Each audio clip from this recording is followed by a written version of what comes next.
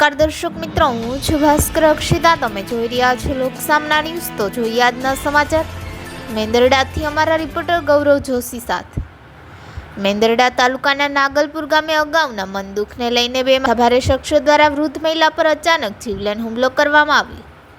મળતી માહિતી મુજબ આ બનાવમાં તારીખ 23ના રોજ મેંદરડા તાલુકાના નાગલપુર ગામે રહેતા લીલાબેન પરસોત્તમભાઈ દુધાત્રા જ્યારે ડેરીએ દૂધ લેવા ગયા ત્યારે અગાઉના મનદુખને ધ્યાનમાં લઈને નાગલપુર ગામના જ રહેવાસી પ્રતિક ગોપાલ વેકરિયા ઉર્ફે ભોલો અને તેમના પિતા ગોપાલ જયરામ વેકરિયા દ્વારા લીલાબેન પર જીવલેણ હુમલો કરવામાં આવ્યો.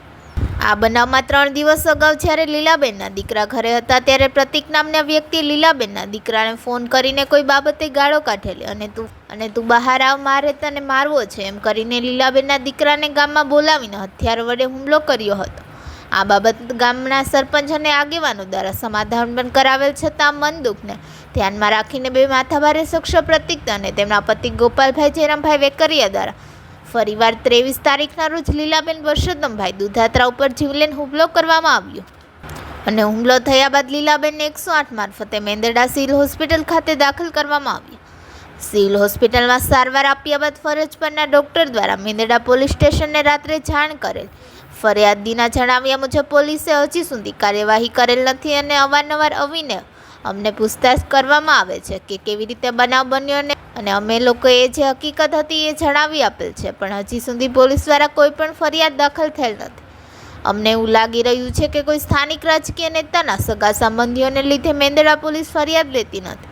હકીકતમાં અમને કુવાડીઓ વડે અને તીક્ષ્ણ હથિયાર દ્વારા અમને મારવામાં આવેલ, પણ પોલીસ દ્વારા અમને એવું કહેવામાં આવે છે કે તમે એવું લખાવો કે પથ્થર વડે મારવામાં આવ્યો છે તેમ લખાવશો, તેમજ પથ્થર વડે કે હથિયાર વડે એમાં કંઈ ફરક પડતો નથી, બધું સરખું જ છે, એટલા માટે તમે પથ્થરની જ ફરિયાદ લખાવો.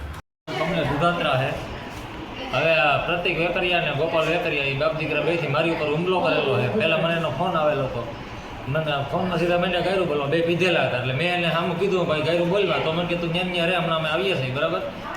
ક્યાં કારણ હતું?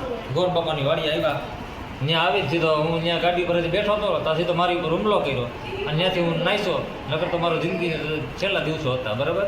તમને કયા કારણોથી અહીંયા હુમલો બસ પીધેલા હતા, સીધો મને ફોન કરેલો, બોલાશાલી, બીજું કાંઈ નહીં, સીધા મેં મારવા જ માંડ્યા.